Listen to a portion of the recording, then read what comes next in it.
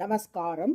1000 நாமங்கள் 1000 கதைகள் 490வது திருநாமம் பூத மகேஸ்வராய நமக.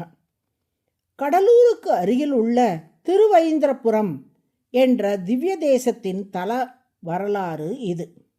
தேவ அசுர போரில் அசுரர்களின் கை ஓங்க தேவர்கள் திருமாலின் உதவியை நாடினார்கள்.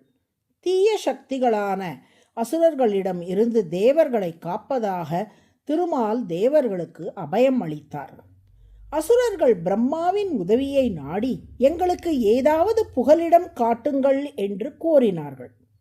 நீங்கள் சிவபெருமானின் உதவியை நாடுங்கள் என்று அவர்களிடம் சொன்னார் பிரம்மா. அசுரர்கள் சிவனின் உதவியை நாட சிவனும் அவர்களை காப்பதாக வாக்களித்து விட்டார்.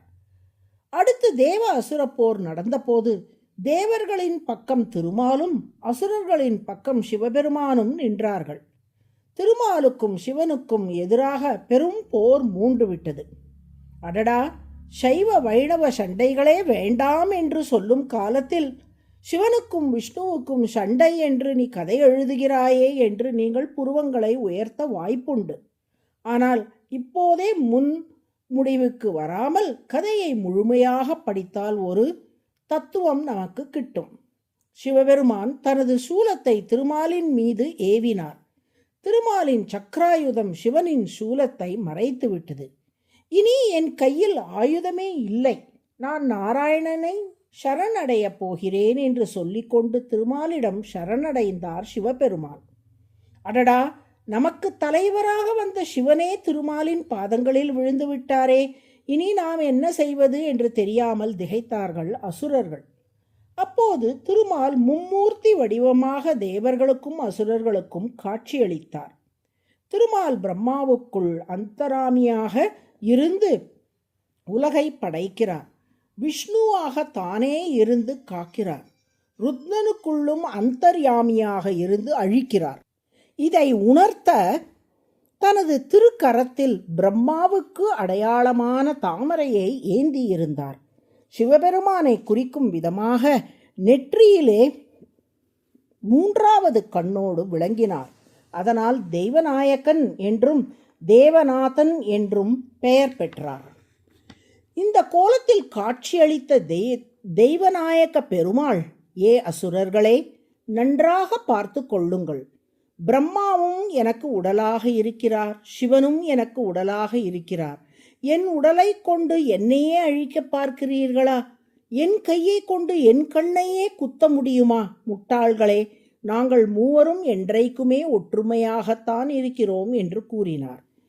இனி வேறு வழி இல்லை என்று உணர்ந்த அசுரர்கள் அத்தனை பேரும் திருமாலின் திருவடிகளை வந்து அடிபணிந்து மனம் திருந்தினார்கள்.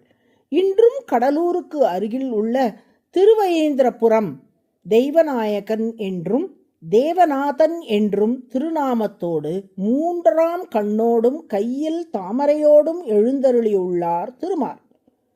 திருமங்கை ஆழ்வாரும் அப்பெருமாளை பாடும்போது மூவராக மூர்த்தியை மூவுலகு உண்டு உமிழ்ந்தானை என்று மங்களாசாசனம் செய்துள்ளார்.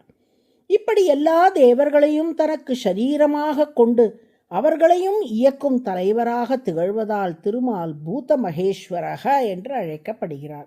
பூத என்பது உலகில் படைக்கப்பட்ட உயிர்களை குறிக்கும்.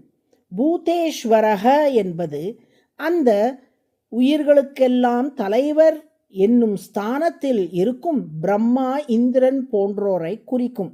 பூத மகேஸ்வரக என்றால் தலைவர்கள் என்று சொல்லப்படும் பிரம்மா, இந்திரன் போன்ற தேவர்களுக்கும் தலைவராக இருப்பவர் என்று பொருள். அப்படி தேவர்களுக்கும் தலைவராக திருமால் விளங்குவதாலேயே பூத மகேஸ்வரக என்று அழைக்கப்படுகிறார். அதுவே சஹஸ்ரநாமத்தின் 490வது திருநாமம்.